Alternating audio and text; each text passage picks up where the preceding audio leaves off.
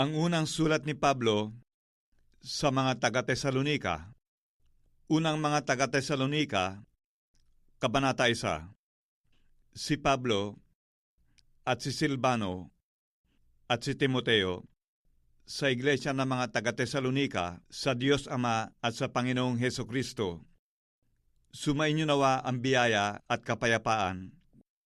Nagpapasalamat kaming lahat sa Diyos dahil sa inyong lahat na aming binabanggit kayo sa aming mga panalangin, na aming inaala-alang walang patid sa harapan ng ating Diyos at Ama. Ang inyong gawa sa pananampalataya at pagpapagal sa pag-ibig at pagtitiis sa pag-asa sa ating Panginoong Hesukristo. Yamang aming nalalaman, mga kapatid na minamahal ng Diyos, ang pagkahirang sa inyo, kung paano ang aming ebanghelyo ay hindi dumating sa inyo sa salita lamang, kundi sa kapangyarihan din naman at sa Espiritu Santo at sa lubos na katiwasayan, na gaya ng inyong nalalaman kung anong pagkatao namin ang aming ipinakita sa inyo dahil sa inyo. At kayo'y nagsitulad sa amin at sa Panginoon, nang inyong tanggapin ang salita sa malaking kapighatian na may katuwaan sa Espiritu Santo. Ano pat kayo'y naging uliran ng lahat ng nangananampalatayang nanga sa Macedonia at nanga sa Akaya, sapagat mula sa inyo'y nabansag ang salita ng Panginoon, hindi lamang sa Macedonia at Akaya, kundi sa lahat ng mga dako ay natanyag ang inyong pananampalataya sa Diyos. Ano pat kami ay wala nang kailangan magsabi pa ng anuman, sapagat sila rin ang nangagbalita tungkol sa amin kung paanong nangakapasok kami sa inyo at kung paanong nangagbalik kayo sa Diyos mula sa mga Diyos-Diyosan upang mangaglingkod sa Diyos na buhay at tunay at upang hintayin ang kanyang anak na mula sa langit na kanyang ibinangon sa mga patay, si Jesus nga na nagligtas sa atin mula sa galit na darating. Unang mga taga-Tesalonika, Kabanata 2. Kaya nga nalalaman ninyo rin, mga kapatid, na ang aming pagkapasok sa inyo ay hindi nawala ng kabuluhan, kundi palibhasay nagsipagbata kami ng una at inalipusta. Gaya ng inyong nalalaman, sa Pilipos ay nangagkaroon kami ng kalakasan ng loob dahil sa ating Diyos upang salitain sa inyo ang ebanghelyo ng Diyos sa gitna ng maraming kaligaligan, sapagat ang aming iniaaral ay hindi sa kamalian, ni sa karumihan, ni sa pagdaraya, kundi kung paanong kami minarapat ng Diyos upang pagkatiwalaan kami ng ebanghelyo, ay gayon namin sinasalita, hindi gaya ng nangagbibigay lugod sa mga tao, kundi sa Diyos na sumusubok ng aming mga puso, sapagat hindi kami nasusumpungang nagsisigamit kailanman ng mga salitang paimbabaw, gaya ng nalalaman ninyo, ni ng balabal man ng kasakiman, saksi ang Diyos, ni nagsihanap man sa mga tao ng kapurihan, ni sa inyo man, ni sa mga iba man, nang maaaring magsigamit kami ng kapamahalaan gaya ng mga apostol ni Kristo. Kundi kami ay nangagpapakalumanay sa gitna ninyo, na gaya ng isang sisiwa pagka inaamo-amo ang kanyang sariling mga anak. Gayon din kami, palibhasay may magiliw na pag-ibig sa inyo, ay kinalugdan namin kayo'y bahaginan, hindi lamang ng ebanghelyo ng Diyos, kundi naman ng aming sariling mga kaluluwa, sapagat kayo'y naging lalong mahal sa amin. Sapagat inaalaala ninyo, mga kapatid, ang aming pagpapagal at pagdaramdam, amin ngang ipinangaral ang ebanghelyo ng Diyos na kami ay gumagawa gabit araw, upang huwag kaming maging isang pasanin sa kanino man sa inyo. Kayo'y mga saksi at ang Diyos man, kung gaanong pagkabanal at pagkamatuwid at pagkawalang kapintasan ang inugali namin sa inyong nagsisisampalataya. gaya ng inyong nalalaman kung ano ang inugali namin sa bawat isa sa inyo, na gaya ng isang ama sa kanyang sariling mga anak, na kayo'y inaaralan at pinalalakas ang loob ninyo at nagpapatotoo upang kayo'y magsilakad ng nararapat sa Diyos, na siyang tumawag sa inyo sa kanyang sariling kaharian at kaluwalhatian. At dahil naman dito kami ay nangagpapasalamat na walang patid sa Diyos, na nang inyong tanggapin sa amin ang salita na ipinangaral, sa makatwid bagay ang salita ng Diyos, ay inyong tinanggap na hindi gaya ng salita ng mga tao, kundi ayon sa katotohanan na salita ng Diyos na gumagawa naman sa inyo na nagsisisampalataya, sapagkat kayo, mga kapatid, ay nagsitulad sa mga iglesia ng Diyos na nasa Judea kay Kristo Jesus, sapagkat nagsipagbata naman kayo sa inyong sariling mga kababayan, gaya naman nila sa mga Hudyo, na nagsipatay sa Panginoong Jesus at gayon din sa mga propeta, at kami ay kanilang pinalayas, at di nangagbibigay lugod sa Diyos at laban sa lahat ng mga tao,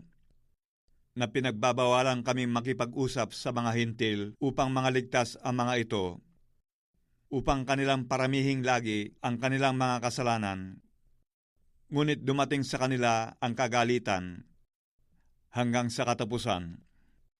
Ngunit kami, mga kapatid, na nangahiwalay sa inyong sandaling panahon, sa katawan hindi sa puso, ay nangagsisikap na lubha upang makita ang inyong mukha na may dakilang pagnanais. Sapagkat nanganasa kaming pumarian sa inyo, akong si Pablo, na minsan at muli, at hinadlangan kami ni Satanas. Sapagkat ano ang aming pag-asa, o katuwaan, o putong, na ipagmamapuri? Hindi baga kayo rin sa harapan ng ating Panginoong Hesukristo sa kanyang pagparito? Sapagkat kayo ang aming kaluwalhatian at aming katuwaan. Unang mga taga-Tesalonika, Kabanata 3. Kaya't nang hindi na kami mga katiis, ay minagaling naming maiwang nangag-iisa sa Atenas, at aming sinugo si Timoteo, na aming kapatid at ministro ng Diyos sa Ebanghelyo ni Kristo, upang kayo'y kanyang patibayin at aliwin tungkol sa inyong pananampalataya, upang ang sinumay huwag mabagabag sa pamamagitan ng mga kapighatiang ito, sapagkat kayo rin ang nangakaalam na itinalaga kami sa bagay na ito. Sapagkat sa katotohanan, nang kami ay kasama ninyo, ay aming sinabi ng una sa inyo na kami ay mga babata ng kapighatian, gaya nga na nangyari, at nalalaman ninyo. Dahil dito naman, nang hindi ko na matiis pa, ako'y nagsugo upang matalastas ko ang inyong pananampalataya. Baka sa anumang paraan, kayo'y nangatukso ng manunukso, at ang aming pagpapagal ay mawala ng kabuluhan. Datapwat, nang si Timoteo ay dumating sa amin ngayon na buhat sa inyo, at nagdala sa amin ng mabubuting balita tungkol sa inyong pananampalataya at pag-ibig. At laging kami inaalaalang mabuti ninyo, na ninanasang makita kami na gaya naman namin sa inyo. Dahil dito'y nangaaliw kami, mga kapatid, tungkol sa inyo sa pamamagitan ng inyong pananampalataya sa lahat naming kagipitan at kapighatian, sapagkat ngayon ay nangabubuhay kami kung kayo'y nangamamalaging matibay sa Panginoon. Sapagkat anungang pagpapasalamat ang aming muling maibibigay sa Diyos dahil sa inyo, dahil sa buong kagalakan na aming ikinagalak dahil sa inyo sa harapan ng aming Diyos. Gabit araw ay idinadalangin naming buong ningas na aming makita ang inyong mukha at aming malubos ang inyong pananampalataya.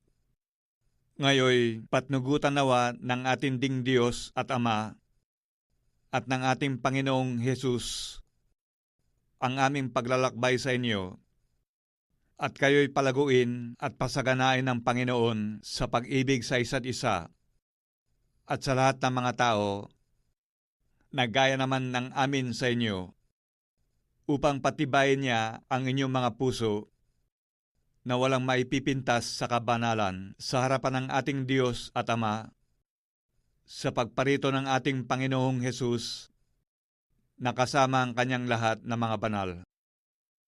Unang mga taga-Tesalonika, Kabanata 4.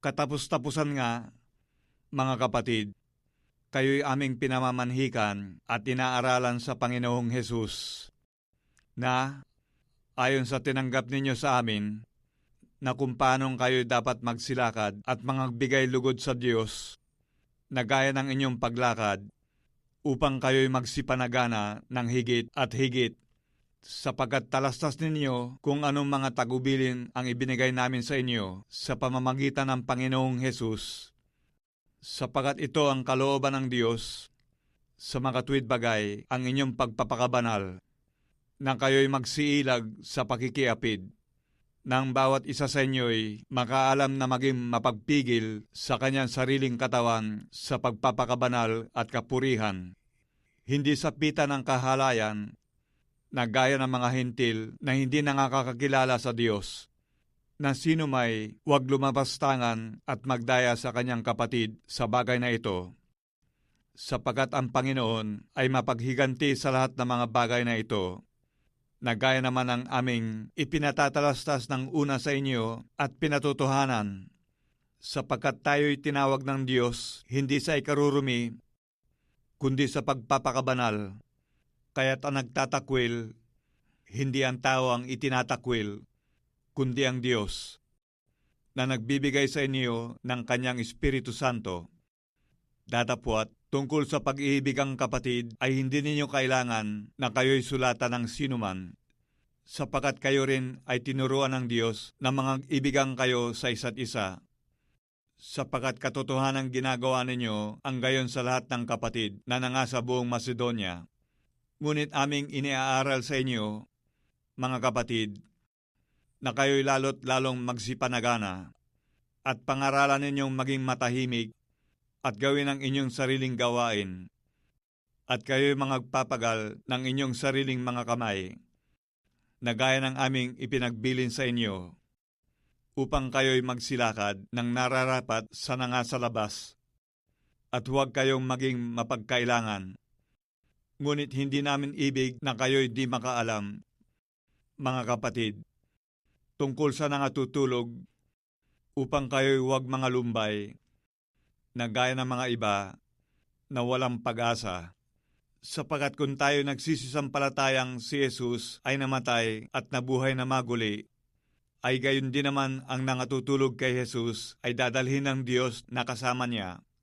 Sapagkat ito'y sinasabi namin sa inyo sa salita ng Panginoon, na tayong nangabubuhay, na nangatitira hanggang sa pagparito ng Panginoon, ay hindi tayo mga uuna sa anumang paraan sa nangatutulog, sapagkat ang Panginoon din ang bababang mula sa langit, na may isang sigaw, may tinig ng arkanghel, at may pakakak ng Diyos. At ang nangamatay kay Kristo ay unang mga bubuhay na maguli. Kung magkagayon, tayong nangabubuhay na nangatitira ay aagawing kasama nila sa mga alapaap, upang salubungin ang Panginoon sa hangin, at sa ganito'y sa Panginoon tayo magpakailanman, kaya't mag-aliwang kayo sa isa't isa sa mga salitang ito. Unang mga taga-Tesalonika, Kabanata 5.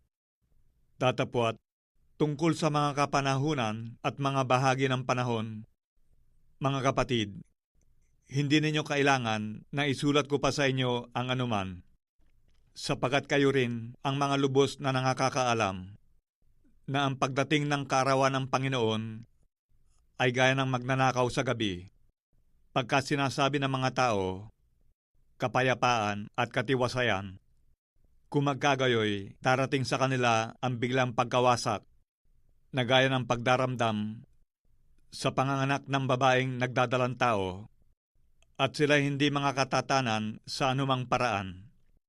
Ngunit kayo, mga kapatid, ay wala sa kadiliman upang sa araw na yaon ay masubukan kayong gaya na magnanakaw, sapagat kayong lahat ay pawang mga anak ng kaliwanagan at mga anak ng araw, tayo hindi ng gabi ni ng kadiliman man. Huwag nga tayong mga tulog gaya ng mga iba, kundi tayo'y mangagpuyat at mangagpigil, sapagat ang nangatutulog ay nangatutulog sa gabi, at ang nangaglalasing ay nangaglalasing sa gabi. Datapwat, palibhasa ay mga anak tayo ng araw, mangagpigil tayo, na isuot ang baluti ng pananampalataya at ng pag-ibig, at ang maging turbante ay ang pag-asa ng kaligtasan, sapagkat tayo'y hindi itinalaga ng Diyos sa galit, kundi sa pagtatamo ng pagkaligtas sa pamamagitan ng ating Panginoong Hesukristo, na namatay dahil sa atin, upang tayo, sa gising o tulog man, ay mga buhay tayong kasama niya. Dahil dito, kayo'y mangagpangaralan at mangagpatibayan sa isa't isa sa inyo, gaya ng inyong ginagawa. Datapwat, ipinamamanhik namin sa inyo, mga kapatid, na inyong kilalanin ang nangagpapagal sa inyo at nangamumuno sa inyo sa Panginoon at nangagpapaalaala sa inyo, at inyong lubos na pakamahalin sila sa pag-ibig dahil sa kanilang gawa. Magkaroon kayo ng kapayapaan, at aming ipinamamanhik sa inyo, mga kapatid, na inyong paalalahanan ang mga manggugulo, palakasin ang mga mahihinang loob, alalayan ang mga mahihina, at maging mapaghinuhod kayo sa lahat. Tignan nga ninyo na huwag gumanti ang sinuman ng masama sa masama.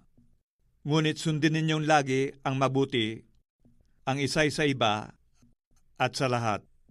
Mga galak kayong lagi, magsipanalangin kayong walang patid, sa lahat ng mga bagay ay magpasalamat kayo, sapagat ito ang kalooban ng Diyos kay Kristo tungkol sa inyo.